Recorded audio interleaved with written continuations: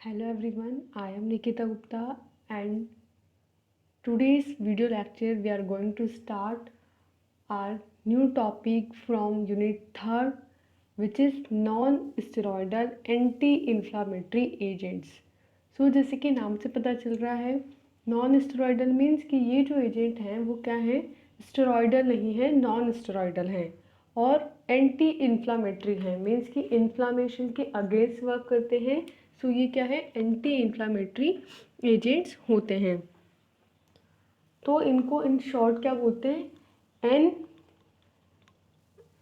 S से steroid से S, anti से ए, इन्फ्लामेटरी से आई एंड एजेंट से ए, यानी कि पूरा क्या बना, NSAID। एस मीन्स एनसेट्स इनको बोला जाता है। जहाँ पे एजेंट्स नहीं बोल करके हम ड्रग्स बोलते हैं तो क्या बनता है, हमारा एनसेट्स बनता है। ठीक है, आगे जब हम पढ़ेंगे तो हम पूरा non steroidal anti inflammatory agent या ड्रग्स नहीं बोल के एनसेट्स वहाँ पे बोलेंगे। ठीक है, so what are the NSAIDs? They are also called non narcotic analgesic. ये जो एनसेट्स होते हैं इनको नॉन नार्कोटिक एनाल्जेसिक भी बोला जाता है। मीन्स कि ऐसे एनाल्जेसिक जो नार्कोटिक नहीं है। एनाल्जेसिक क्या होते हैं? एनाल्जेसिक वो एजेंट्स होते हैं जो कि पेन को रिलीव करते हैं। तो पेन के रिलीव करने के लिए नार्कोटिक्स भी दिए जाते हैं और नॉन नार्कोटिक्स भी दिए जाते हैं। तो वो एजेंट जो कि नॉन नार्कोटिक हैं और पेन के रिलीफ के लिए दिए जाते हैं वो क्या होते हैं, हमारे एनसेट्स होते हैं। इसलिए एनसेट्स को नॉन नार्कोटिक एनाल्जेसिक भी कहा जाता है। नेक्स्ट की जो ये एनसेट्स होते हैं are the group of drugs that reduces pain, क्योंकि हमने जैसा बोला कि नहीं एनाल्जेसिक्स बोलेंगे तो ये क्या करते हैं, पेन को रिड्यूस करते हैं। नेक्स्ट डिक्रीज फीवर मीन्स कि फीवर को कम करते हैं, यानी कि फीवर में क्या होता है, बॉडी टेम्परेचर हाई हो जाता है तो उस बॉडी टेम्परेचर को भी ये लो करते हैं। In higher doses decrease inflammation, और जब इनको हाई डोज में दिया जाता है तो ये इन्फ्लामेशन को रिड्यूस करते हैं, उसको डिक्रीज करते हैं। तो कौन सा एक्शन परफॉर्म करते हैं, एंटी इन्फ्लामेटरी एक्शन परफॉर्म करते हैं। They are most potent than narcotic analgesic. Means कि हमने बोला कि एनाल्जेसिक जो है वो नार्कोटिक भी होते हैं, नॉन नार्कोटिक भी होते हैं, लेकिन ये जो नॉन नार्कोटिक हैं ये नार्कोटिक के कंपैरिजन में लेस पोटेंट होते हैं। नेक्स्ट ये क्या करते हैं, they reduce dull itching pain. Means कि जो ईचिंग वाली फीलिंग होती है ना कि एक कभी कभी आपको मन करता है कि आप ना ईचिंग होने लग जाती है आपको, तो उस फीलिंग को भी ये रिड्यूस करते हैं, उससे जो पेन हो रहा होता है उसे भी रिड्यूस करते हैं। But not useful in visceral pain. Means कि सिर्फ जो आपके बॉडी पार्ट्स है, स्किन पे जो ईचिंग हो रही है उसको ये रिड्यूस करेंगे, जो विसरल पेन है उसे ये रिड्यूस नहीं करते। मीन्स कि जैसे अपने स्किन वगैरह पे कभी ईचिंग हुई, रेडनेस हुई तो उसकी वजह से जो पेन हो रहा है ना उसको तो ये रिड्यूस कर देते हैं क्योंकि ये लेस पोटेंट एनाल्जेसिक होते हैं। लेकिन ये जो विसरल पेन होता है, जब हम कहीं गिर जाते हैं, हमें चोट लग जाती है या हमारे अब्डोमिनल में पेन हो रहा है तो उस वाले पेन को ये नहीं ट्रीट कर पाते हैं। Next they are useful in the treatment of pro operative dental menstrual pain, muscle pain, joint pain, headache, migraine. इसके अलावा ये कौन कौन से पेन के ट्रीटमेंट में यूज़ होते हैं, जो पोस्ट ऑपरेटिव होता है यानी ऑपरेशन के बाद में जो पेन होता है उसमें, डेंटल पेन में, मेंस्ट्रुएशन के पेन में, और मसल्स में जो पेन होता है उसमें, जॉइंट्स में जो पेन होता है उसमें, हेडेक हो रहा हो तो उसमें, और माइग्रेन की जो कंडीशन है उन सब के ट्रीटमेंट के लिए ये यूज़ आते हैं। तो अभी तक हमने क्या देखा कि जो एनसेड्स होते हैं पहला तो उनको क्या बोलते हैं, नॉन नार्कोटिक एनाल्जेसिक्स भी उनको बोलते हैं। एनसेड्स जो होते हैं वो एजेंट्स होते हैं जो पेन को रिड्यूस करते हैं, फीवर को डिक्रीज करते हैं, और जब हाई डोज में देंगे तो इन्फ्लामेशन को डिक्रीज करेंगे। नार्कोटिक एनाल्जेसिक्स से कम पोटेंट होंगे। ये जो है सिर्फ डल इचिंग पेन को रिड्यूस करेंगे, विसरल पेन को नहीं करेंगे। और ये यूज़ किए जाते हैं treatment of pro operative dental, menstruation pain, muscle pain, joint pain, headache और माइग्रेन के ट्रीटमेंट के लिए। नेक्स्ट है कि ये जो NSAIDs होता है इनका क्या क्या क्लासिफिकेशन होता है। तो इनको क्लासीफाई किया गया है ऑन बिहाफ ऑफ कि ये कौन से रिसेप्टर पे जाके बाइंड होंगे और किसे इनहिबिट करेंगे उसके बिहाफ पे। तो क्लासिफिकेशन में पहली क्लास है non selective COGS inhibitors, means जो नॉन सेलेक्टिवली कॉग्स इनहिबिटर्स पे जाके बाइंड होंगे और उसे इनहिबिट करेंगे। Clocks means cyclooxygenase. सो ये इस इनहिबिटर पे जाएंगे, नॉन सेलेक्टिवली उन्हें इनहिबिट करेंगे, इन्हें बोलते हैं ट्रेडिशनल एनसेट्स। इनके अंदर जो क्लासेस आती हैं उनमें पहली है सैलिसिलेट, जिसमें ड्रग हैं aspirin, methyl salicylate and sodium salicylate. Second class है प्रोपियोनिक एसिड डेरिवेटिव, जिसमें ड्रग्स आती है ibuprofen, naproxen, ketoprofen and flurbiprofen. Third class है एंथ्रालिनिक एसिड डेरिवेटिव, जिसमें ड्रग्स आती हैं mefenamic acid, enfenamic acid and flufenamic acid. Next class है aryl acetic acid derivative, जिसमें ड्रग्स आती है डाइक्लोफेनेक और एसिटोक्लोफेनेक। नेक्स्ट है ऑक्सीकेम डेरिवेटिव, जिसमें आते हैं पिरोक्सीकेम एंड टिनोक्सीकेम। नेक्स्ट पायरोलोपायरेल डेरिवेटिव, जिसमें आते हैं कीटोरोलेक। नेक्स्ट है इंडोल डेरिवेटिव, जिसमें आते हैं इंडोमिथासिन एंड सोलेंडेक। और लास्ट है पायराजोलोन डेरिवेटिव, जिसमें आते हैं फिनाइल ब्यूटाजोन एंड ऑक्सीफेन ब्यूटाजोन।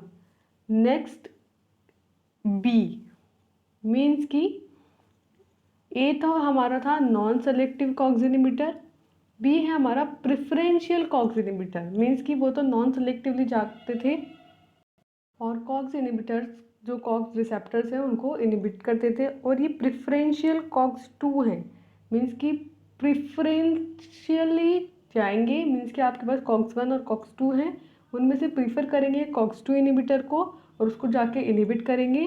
तो इसमें जो ड्रग्स आती है वो है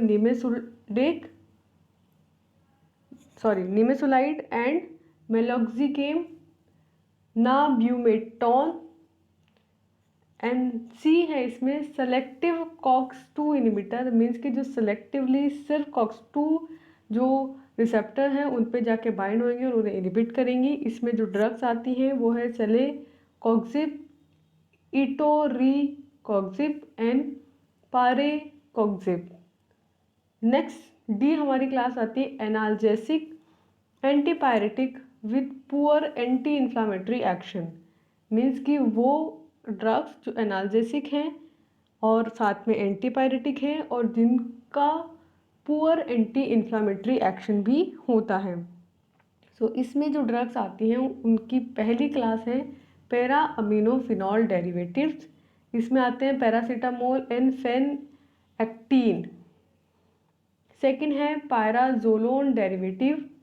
आप नोटिस करेंगे कि पायराजोलोन जो डेरिवेटिव थे वो हमने नॉन सेलेक्टिव कॉग्स इनहिबिटर्स में भी देखा था, लेकिन दोनों में क्या डिफरेंस है, इनहिबिटर्स का और उनके एक्शन का। तो ये वाले जो पायराजोलोन डेरिवेटिव्स हैं इनमें आती हैं मेटाएमिजोल एंड प्रोपीफेनाजोन। नेक्स्ट जो क्लास है वो है बेंजऑक्साजोसिन डेरिवेटिव और इसके अंदर ड्रग आती है नेफोपाम।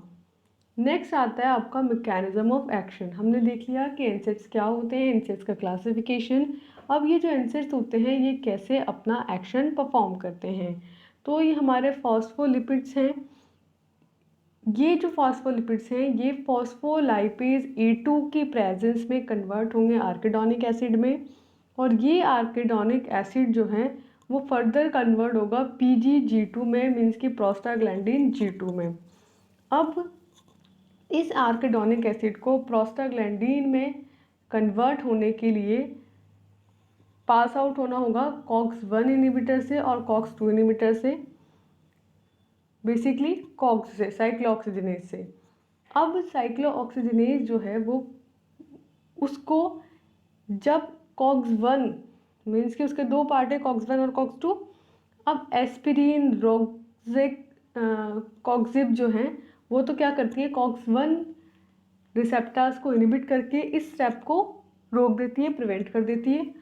वहीं जो कॉक्सिब है वो क्या करती है, कॉक्स2 को इनिबिट कर देती है और इस स्टेप को रोक देती है। अब जब PGG2 नहीं बनेगा तो उससे फर्दर PGI2 और PGH2, PGE2, F2 alpha and D2 नहीं बनेगा। और PGH2 से हमारा क्या बनता है, फर्दर थ्रोम्बोक्सेन बनता है जिससे प्लेटलेट का एग्रीगेशन इनिबिट होता है, तो वो भी नहीं होगा। So this is how NSAIDs works. तो मेनली हम क्या समझे कि एनसेड्स जो होते हैं वो साइक्लोऑक्सीजिनेज मीन्स की जो कॉग्स है उसको इनिबिट करते हैं, आइदर नॉन सेलेक्टिव और प्रिफरेंशियल और सेलेक्टिवली। मीन्स कि कैसे भी अलग अलग डिफरेंट क्लास की ड्रग्स अलग अलग मैकेनिज्म ऑफ एक्शन को फॉलो करेंगी, अलग अलग रिसेप्टर्स पे बाइंड होंगी, लेकिन उनका जो मेन फंक्शन है वो है कॉक्स जो एंजाइम है उसको इनिबिट करना, ताकि फर्दर प्रोस्टाग्लैंडिन्स नहीं बने और फर्दर जो इन्फ्लामेशन का प्रोसेस है वो नहीं हो। नेक्स्ट है फार्माकोलॉजिकल एक्शन, कि जब एनसेड्स जो हैं वो बाइंड होते हैं रिसेप्टर्स पे तो वो अपना क्या क्या कैसे कैसे एक्शन शो करते हैं। तो सबसे पहला जो फार्माकोलॉजिकल एक्शन ये शो करते हैं वो है analgesic effect. So the analgesic effect by, ये कैसे शो करते हैं analgesic effect, by peripheral inhibition of prostaglandin production. Means कि जो प्रोस्टाग्लैंडिन का प्रोडक्शन है उसको पेरिफेरली ये इनहिबिट कर देते हैं। May also be due to inhibition of pain stimuli at sub cortical site. Means कि ये किसकी वजह से हुआ, क्योंकि जो सब कॉर्टिकल साइट्स थे उन पे पेन का जो स्टिमुलेशन था उसको इन्होंने इनहिबिट कर दिया। सो एनाल्जेसिक इफेक्ट में क्या होता है, एनाल्जेसिया में क्या होता है, पेन होता है बेसिकली।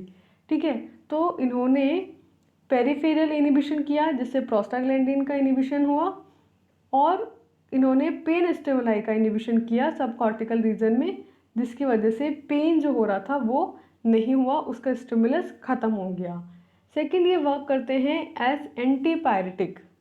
तो कैसे एंटीपायरेटिक इफेक्ट शो करेंगे ये, inhibition of production of prostaglandins induced by interleukin 1 and interleukin 6 in the hypothalamus. Means कि ये जो होते हैं एनसेड्स ये हाइपोथैलेमस में इंटरल्यूकिन 1 एंड इंटरल्यूकिन 6 को इनहिबिट करते हैं, जिसकी वजह से जो इन दोनों से प्रोस्टाग्लैंडिन्स का प्रोडक्शन हो रहा था वो इनहिबिट हो जाएगा, जिसकी वजह से जो एक्शन शो होगा वो एंटीपायरेटिक एक्शन होगा। नेक्स्ट ये शो करते हैं एंटी इन्फ्लामेटरी एक्शन। तो कैसे करते हैं, due to inhibition of the enzyme that produce prostaglandins cyclooxygenase or COX which convert arachidonic acid to prostaglandins and thromboxane and prostacyclin। तो जैसा कि अभी हमने मैकेनिज्म ऑफ एक्शन में देखा कि ये जो एनसेड्स होते हैं ये साइक्लोऑक्सीजिनेज को इनहिबिट कर देते हैं। साइक्लोऑक्सीजिनेज एक वो एंजाइम है जो प्रोस्टाग्लैंडिन्स को प्रोड्यूस करेगा, और ये प्रोस्टाग्लैंडिन जो हैं वो आर्की वो क्या करते हैं, फर्दर थ्रोम्बोक्सेन और प्रोस्टासाइक्लिन बनाते हैं जो कि एंटी इन्फ्लामेटरी एक्शन शो करते हैं। और ये जो कॉग्स है ये किसके लिए रिस्पॉन्सिबल है, प्रोस्टाग्लैंडिन के प्रोडक्शन के लिए रिस्पॉन्सिबल है, जो किससे बना है, आर्किडोनिक एसिड से बना है। सो इस तरीके से जो आपके एनसेड्स हैं वो एंटी इन्फ्लामेटरी एक्शन शो करते हैं। नेक्स्ट ये शो करते हैं मेटाबॉलिक एंड एंडोक्राइन इफेक्ट। सो कैसे करते हैं, significant only 8 anti inflammatory dose. Means कि जब आप इसकी हाई डोज देंगे, इसकी एंटी इन्फ्लामेटरी डोज देंगे, तभी ये सिग्निफिकेंट होंगे, तभी ये अपना एक्शन प्रॉपरली शो कर पाएंगे। Cellular metabolism is increase specially in skeletal muscles due to uncoupling of oxidative phosphorylation. Means कि जो एनसेड्स होते हैं ये सेल्युलर मेटाबॉलिज्म को इंक्रीज कर देते हैं, कहाँ पे, स्पेशली स्केलेटल मसल्स में, due to oxidative phosphorylation. Means कि क्योंकि ऑक्सीडेटिव फॉस्फोराइलेशन जो है उसकी अनकपलिंग होगी स्केलेटल मसल्स में, इसकी वजह से सेल्युलर मेटाबॉलिज्म जो है वो बढ़ जाएगा। नेक्स्ट है एनसेड्स का इफेक्ट्स ऑन रेस्पिरेटरी सिस्टम। तो effects are dose dependent, means कि डोज पे डिपेंड करता है कि आप कितनी डोज दे रहे हो एनसेड्स की, जिस पे वो रेस्पिरेटरी सिस्टम पे एक्ट करेगा और उसके इफेक्ट्स शो होंगे. So it increase consumption of oxygen by skeletal muscles and increase production of carbon dioxide. जैसे कि हमने अभी जस्ट इसके पहले देखा कि ये जो एनसेड्स होते हैं ना, ये स्केलेटल मसल्स में सेलुलर मेटाबॉलिज्म को इंक्रीज करते हैं. कैसे इंक्रीज करते होंगे, अगर हम इस बात को सोचें तो हमें समझ में आएगा कि ये क्या करते होंगे. ऑक्सीजन के कंजप्शन को इंक्रीज कर देते होंगे स्केलेटल मसल्स में, और ऑक्सीजन क्या करती है, मेटाबॉलिज्म को इन्हांस करती है, मीन्स मेटाबॉलिज्म करवाती है. ठीक है. तो ये जो हैं एनसेड्स, ये क्या करते हैं, ऑक्सीजन का जो कंजप्शन है स्केलेटल मसल्स में उसे इंक्रीज करते हैं, और साथ में इंक्रीज करते हैं प्रोडक्शन ऑफ कार्बन डाइऑक्साइड. क्यों? क्योंकि ऑक्सीजन कंज्यूम होगी मेटाबॉलिज्म होने में, और उसका रिजल्टेंट प्रोडक्ट क्या बनता है, कार्बन डाइऑक्साइड बनता है. तो ऑक्सीजन का तो कंजप्शन बढ़ा और प्रोडक्शन किसका बढ़ा, कार्बन डाइऑक्साइड का. नेक्स्ट है एनसेड्स का effect acid base and electrolyte balance में. So anti-inflammatory doses produce significant changes in the acid base and electrolyte composition of body fluid. Means कि जब हम एंटी इन्फ्लामेटरी डोज देते हैं जो कि एनाल्जेसिक और एंटीपायरेटिक डोज से थोड़ी सी ज़्यादा होती हैं, तो ये क्या प्रोड्यूस करती है, सिग्निफिकेंट चेंजेस प्रोड्यूस करती है in the acid base and electrolyte composition of body fluid. Means कि जो हमारे बॉडी फ्लूइड है, लाइक हमारा ब्लड है, उसमें एसिड बेस का और इलेक्ट्रोलाइट के कंपोजिशन को ये चेंज कर देती हैं. Initially respiratory stimulation predominants. Means कि जब इसकी इनिशियल स्टेज होती है एनसेड्स की, जब ये बॉडी में जाता है तो रेस्पिरेटरी स्टिमुलेशन जो होता है वो इसमें प्रीडोमिनेंट होता है. नेक्स्ट है हमारा CVS, मीन्स कार्डियोवैस्कुलर सिस्टम पे एनसेड्स का इफेक्ट. तो एनसेड्स में क्या आती है, आपके एस्पिरिन आती है. तो aspirin has no direct effect in therapeutic dose. Means कि जब हम थेरापुटिक डोज में देते हैं एस्पिरिन को, मीन्स एक लिमिटेड अमाउंट ऑफ ड्रग देते हैं, तो उसका CVS पे कोई डायरेक्ट इफेक्ट नहीं होता है. लेकिन larger dose increases cardiac output to meet increased peripheral oxygen demand and causes direct vasodilation.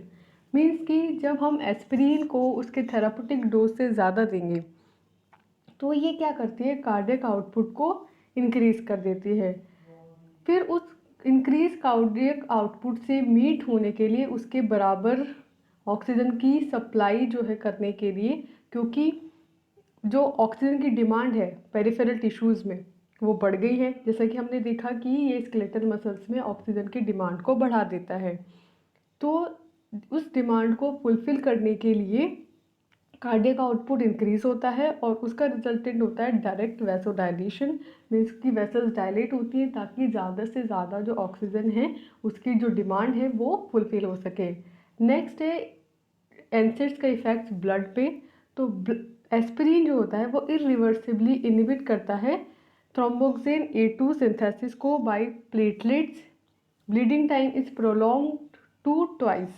Means कि जैसे कि हमने सबसे पहले स्टार्टिंग में देखा कि एर्काडोनिक एसिड से जो हमारा प्रोस्टाग्लैंडिन बनता है बाय कॉक्स एंजाइम, तो ये जो होते हैं एनसेड्स, ये उस प्रोसेस को इनहिबिट करते हैं जिसका रिजल्टेंट होता है कि थ्रोम्बोक्सिन भी सिंथेसाइज नहीं हो पाता है. तो इन्होंने इनडायरेक्टली क्या किया, थ्रोम्बोक्सिन के सिंथेसिस को भी इनहिबिट कर दिया, जिसकी वजह से थ्रोम्बोक्सिन क्या करता, क्लॉटिंग करता. ठीक है, ब्लीडिंग टाइम को रोकता.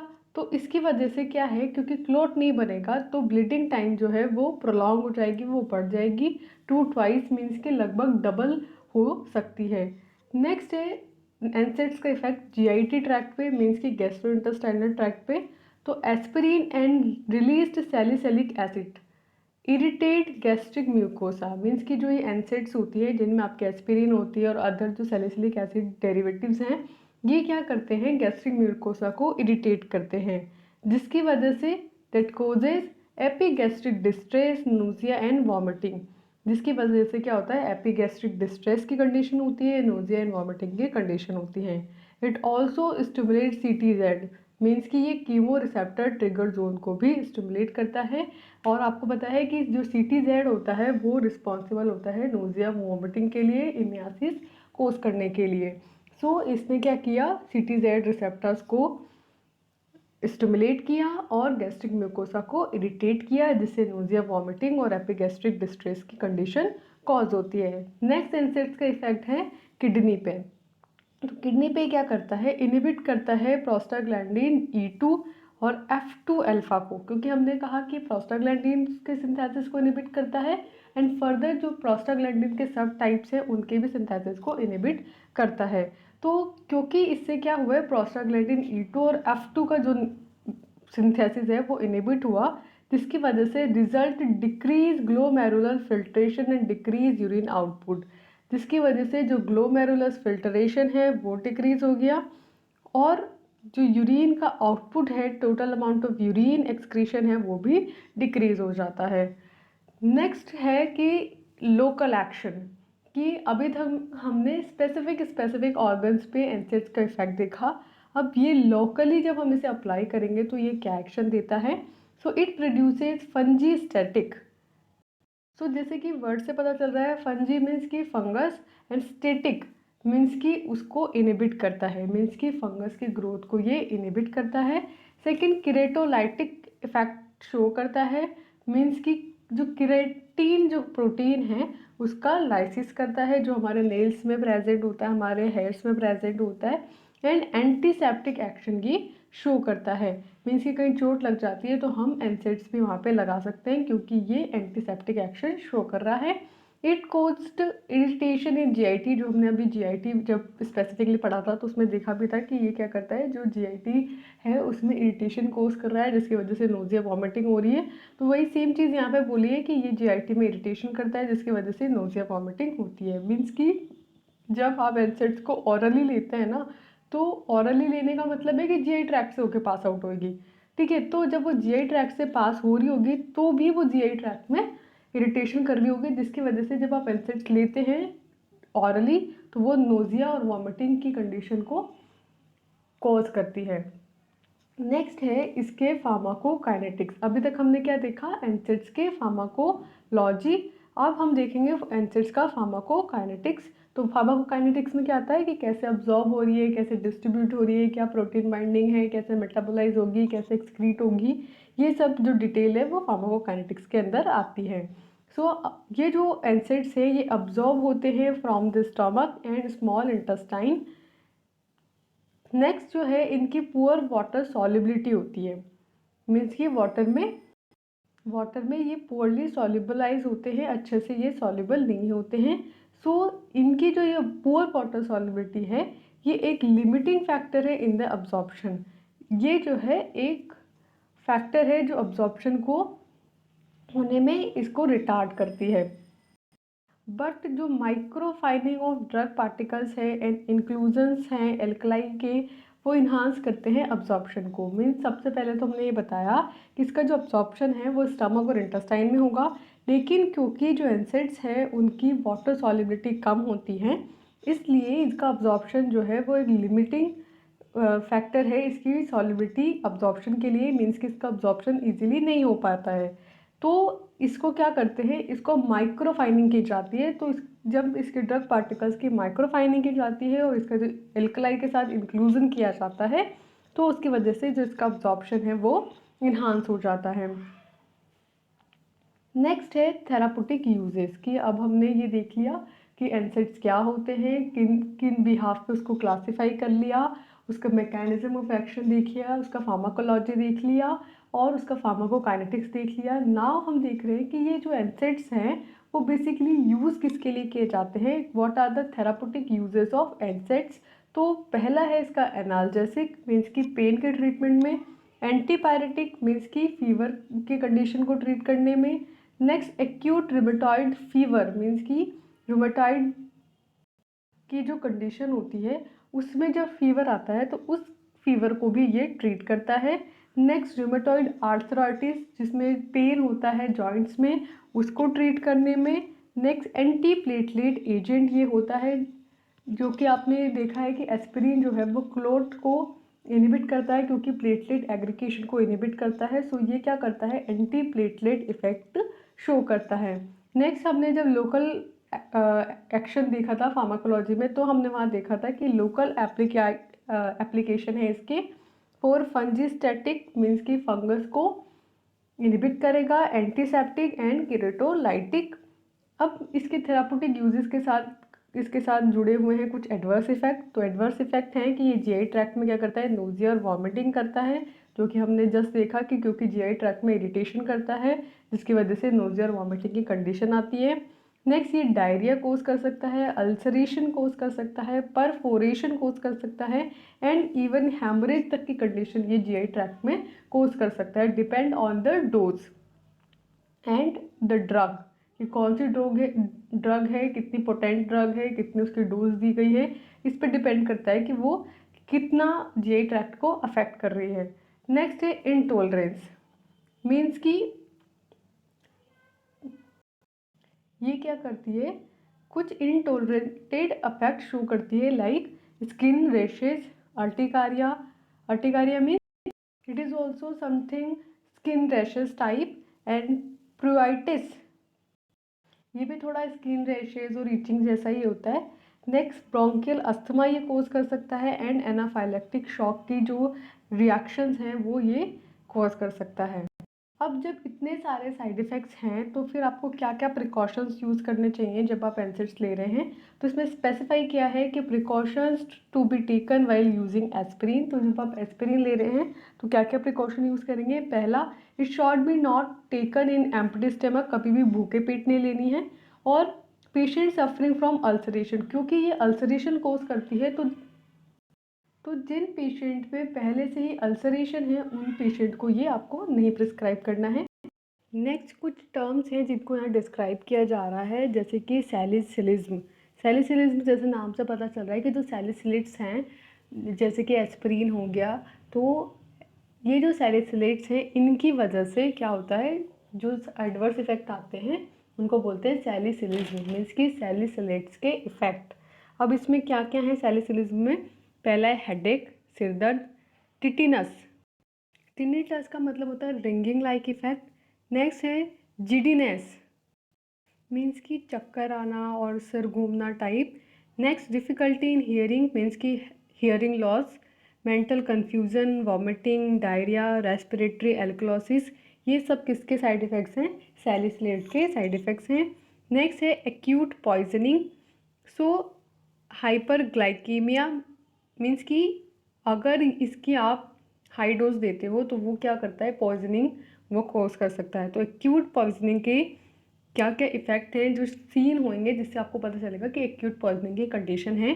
सो है इसमें हाइपरग्लाइसीमिया, मीन्स कि blood glucose level high, acidosis, means कि एसिड का जो है एसिड बेस का इम्बैलेंस, जिसमें एसिड का कंसनट्रेशन ज़्यादा हो जाता है, एसिडोसिस। नेक्स्ट है डिहाइड्रेशन, मीन्स कि वाटर की कमी हो जाती है बॉडी में। जीआई इरिटेशन, मीन्स कि गैस्ट्रोइंटेस्टाइनल ट्रैक्ट में irritation. Haemorrhage, restlessness, excitement, delirium, tremors, euphoria, convulsion and hallucinations. So अगर ये सिम्टम्स शो होते हैं तो हमें क्या पता चलता है कि पेशेंट को एक्यूट पॉइजनिंग हुई है। अब इनका ट्रीटमेंट कैसे करेंगे, तो ट्रीटमेंट किया जाता है बाय गैस्ट्रिक लावेज, मीन्स कि जैसे आपने जीआई ट्रैक्ट से लिया है, ऑरली खाया है, तो पहले उसको वॉमिटिंग करवा दीजिए, ठीक है, ताकि वो जो है फर्दर साइड इफ़ेक्ट्स ना कोज करें, तो गैस्ट्रिक लावेज करवा दीजिए। सेकेंड है correction of dehydration and acid base balance, क्योंकि एक्यूट पॉइजनिंग में क्या हुआ है, डिहाइड्रेशन हुआ है और एसिड बेस का इम्बैलेंस हुआ है, एसिडोसिस हुआ है। सो पहला तो आप वॉमिटिंग करवाइए और क्योंकि इसका इफ़ेक्ट जो आया है उनको करेक्ट करवाइए, मीन्स कि अगर डिहाइड्रेशन है तो उसको आप ओआरएस दीजिए और अदर ग्लूकोज का लेवल जो है वो उसके बॉडी में बढ़ाइए, वाटर इनटेक करवाइए उससे, एंड एसिड बेस बैलेंस जो है वो मेंटेन कीजिए। जिसके लिए सबसे बेस्ट है कि आप ओआरएस दीजिए, जिससे उसको डिहाइड्रेशन भी ट्रीट होगा और एसिड बेस जो बैलेंस इम्बैलेंस हो गया है वो भी ठीक होगा।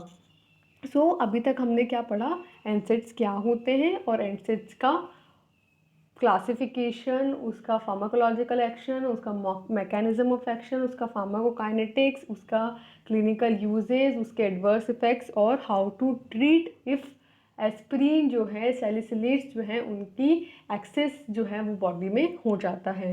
नेक्स्ट हम इसी को कंटिन्यू रखेंगे और हम पर्टिकुलर एक एनसेट लेंगे और उस एनसेट के बारे में हम डिटेल में स्टडी करेंगे। So for now, thank you.